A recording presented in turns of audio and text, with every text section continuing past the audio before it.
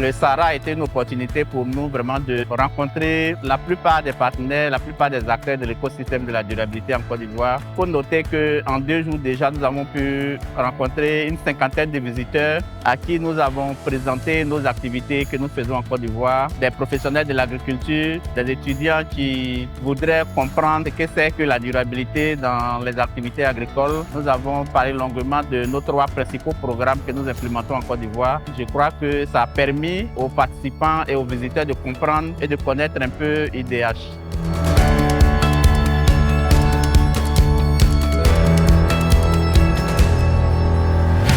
Au-delà de ça, il est important pour nous de rencontrer différents acteurs, d'entendre différentes activités, différentes initiatives, de participer à des panels importants comme celui récent sur le Living Income. Mais je dirais mieux d'écouter les planteurs, de discuter avec eux, de comprendre leurs problématiques, histoire de mieux adresser nos programmes et de répondre à leurs besoins. La mission d'IDH en Côte d'Ivoire est claire.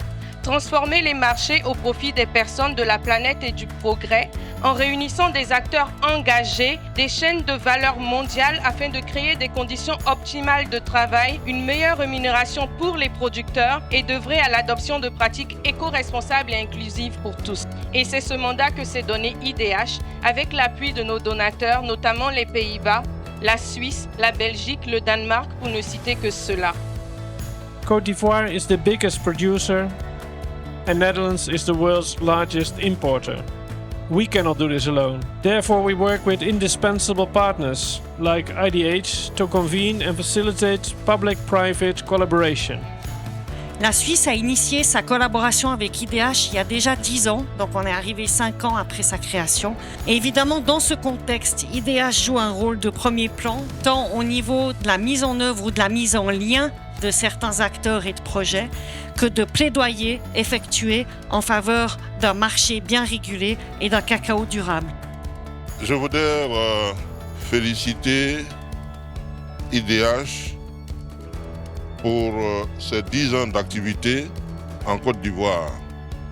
Vous pouvez toujours compter sur le ministère des Eaux et Forêts parce que vous êtes un partenaire clé, car c'est grâce à vous qu'aujourd'hui nous faisons fonctionner notre coordination qui est un instrument très important pour nous dans le cadre de la lutte contre la déforestation.